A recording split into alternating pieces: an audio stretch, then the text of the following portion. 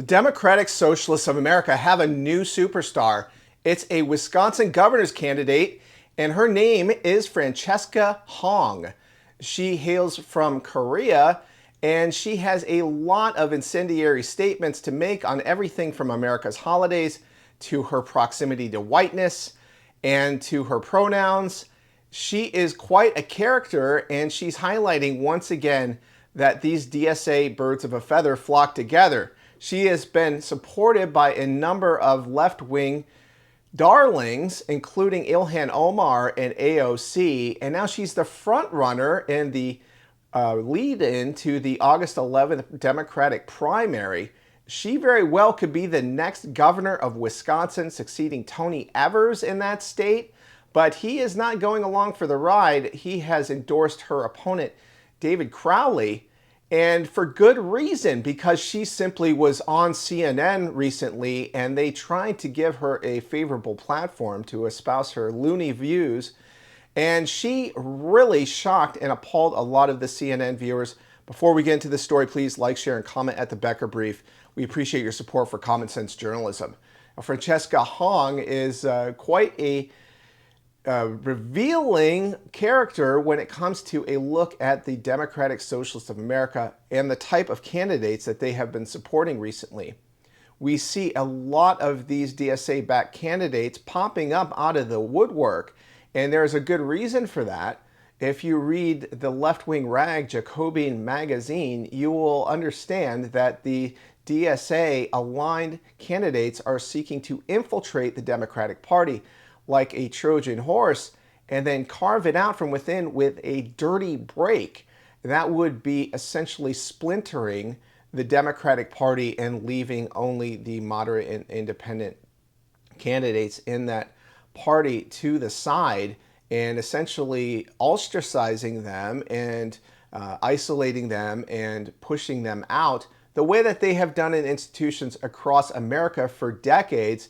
If you read about the Long March of Antonio Gramsci and other cultural Marxists, you will understand the strategy quite well. They have tied a lot of cultural issues and identity politics to the Marxian agenda of seizing the means of production or the economy.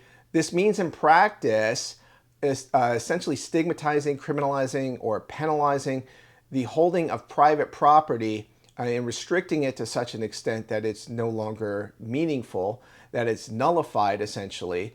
And you see with New York City Mayor Zohran Mamdani, that effort with the pied-à-terre tax and other taxes and restrictions that have been implemented on his regime. Now, Francesca Hong is pretty much cut from the same cloth as Mamdani or Ilhan Omar or AOC to some degree. And she appeared on CNN with Caitlin Collins, and she had an astounding interview. She talked about an old post that she had deleted that was condemning Thanksgiving and suggesting it should be canceled. And she had a quite head-scratching answer to all of that. Let's take a look. One thing that they brought up as well was a post from you in 2021 where you said Americans should cancel Thanksgiving, should have done this in 1621. The post has been deleted. Republicans have been highlighting it. Do you still believe that Thanksgiving should be canceled? I'm a chef, and one of the first meals that I made that was for the community when I was 16 was a Thanksgiving meal. You know, I always think my hospitality background in owning a restaurant for 7-8 years, that bringing folks around the table to share conversation and build community is always a good thing.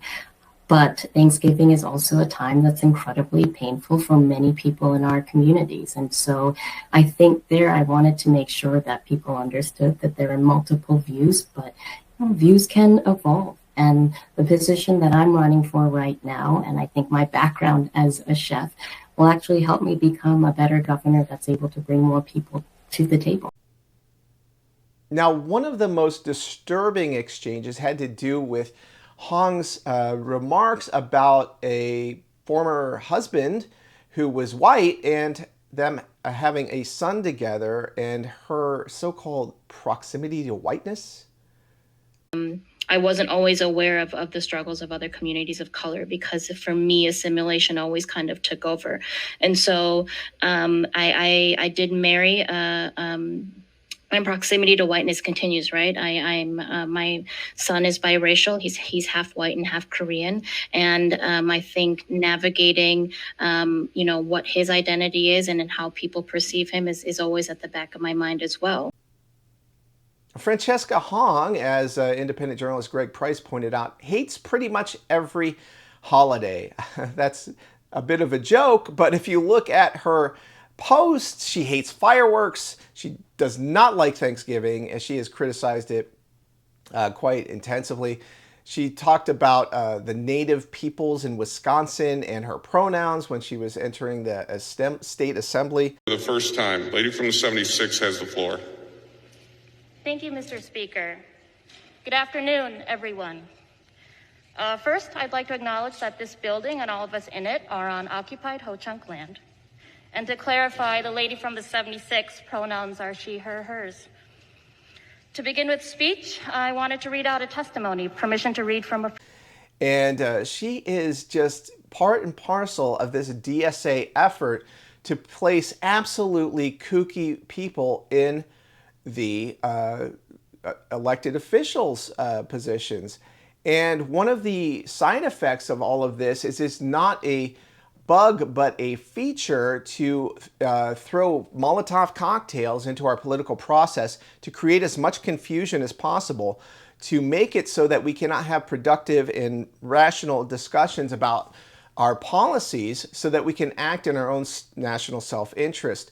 So in other words, you cannot have a reasonable discussion about a cost-benefit analysis of immigration policies, such as securing the border and H-1B visas and temporary protected status, without it becoming some maudlin affair of weeping people like AOC down near a fence crying to imaginary people being filmed for a public audience, instead of actually discussing the numbers and how much our economy can bear and what's the cost-benefit analysis of having certain types of immigrants with different types of education status, how likely they are to use public welfare, how well they can assimilate into our country, how loyal they are to America.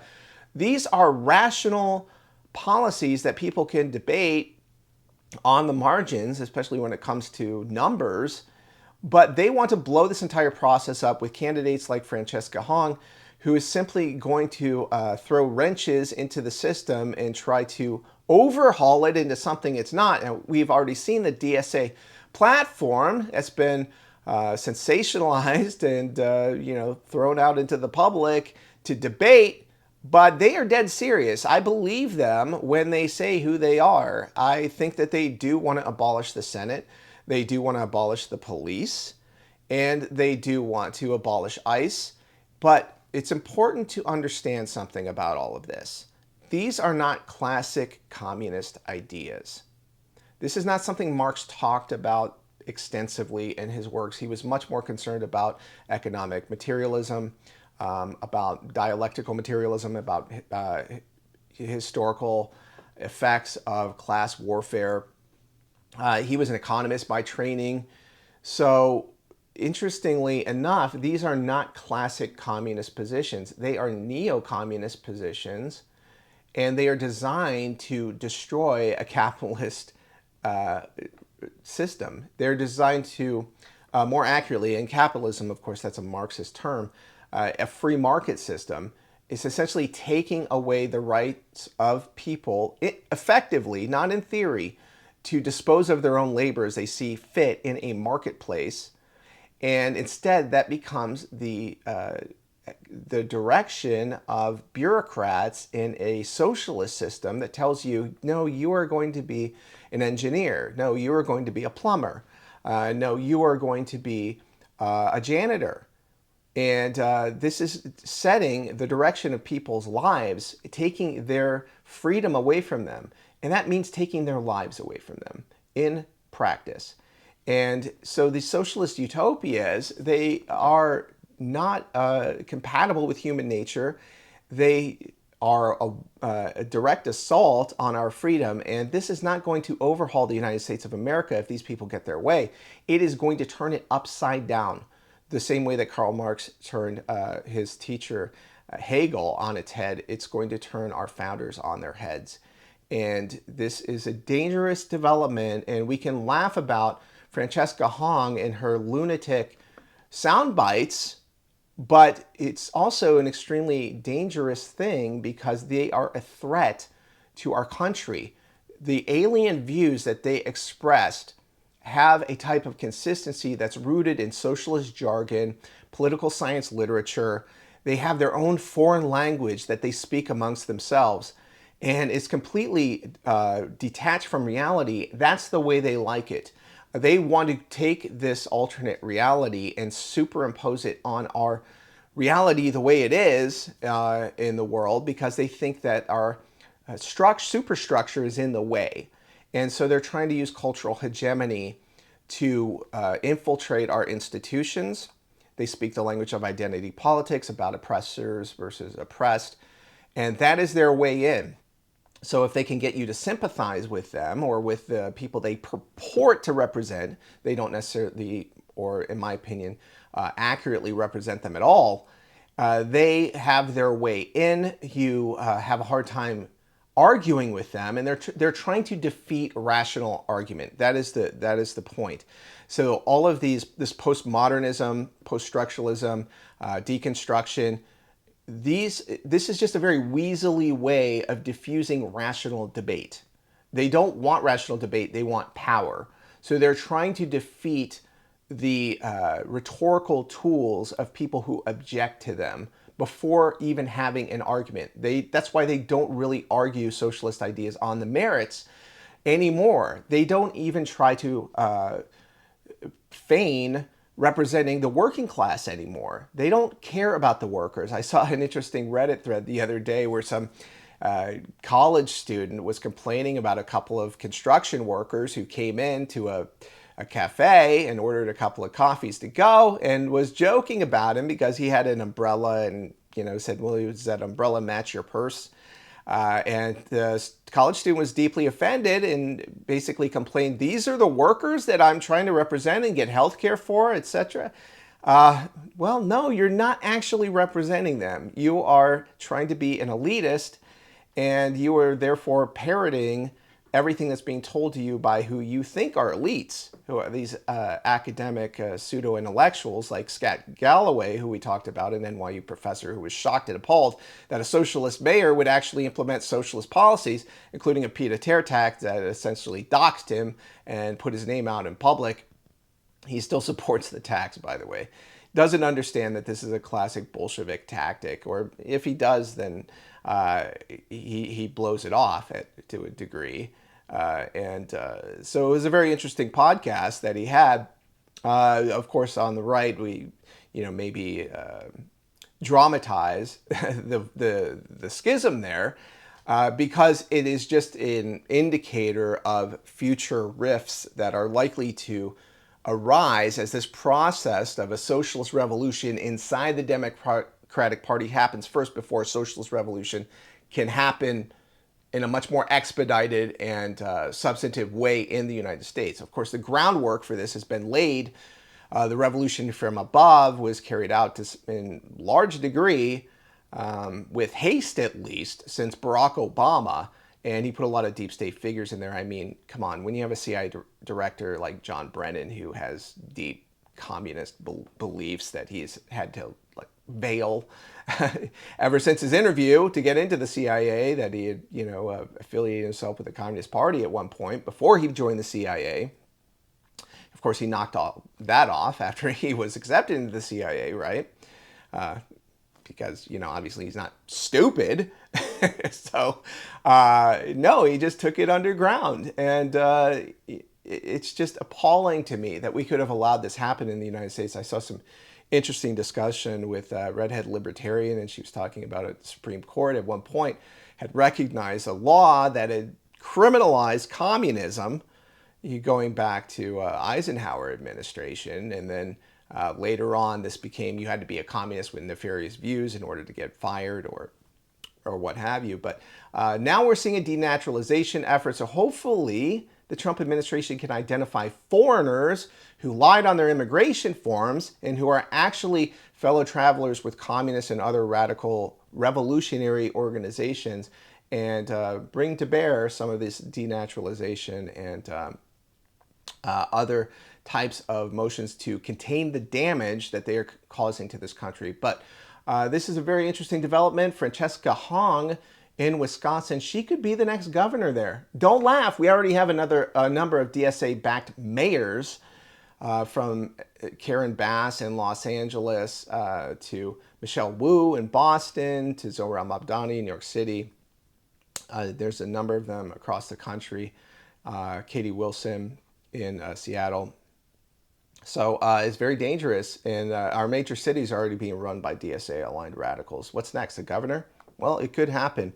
So you need to be vigilant out there. If you're in Wisconsin or if you're in one of these states and you see a DSA-aligned radical, make sure to let your fellow Americans know about them, that they're not just kooky, that they do have a chance to win. I mean, if you look at Hong, she is outraising her Democratic opponent, Crowley, in that race, about 3-1. So it is serious. It's a grave threat, and we need to take it seriously. We need to understand who the DSA is and their ties to communism. If you go look at Jacobin magazine, other documents from the DSA, these are not squishy little left-wing, frou-frou, soy latte sipping sort of radicals. They are actually communists in a lot of cases. We're talking about Stalinists. Essentially, that apologize for Mao. I mean, look at Hassan Piker. He has a 9/11 poster on his wall. These people want to destroy the United States, not reform it. They want to destroy it first and then rebuild it into some sort of authoritarian socialist regime that dictates everything that we do and say and think. Social credit scores, the works. So weigh in with your own thoughts about this. We always appreciate hearing from you at the Becker Brief.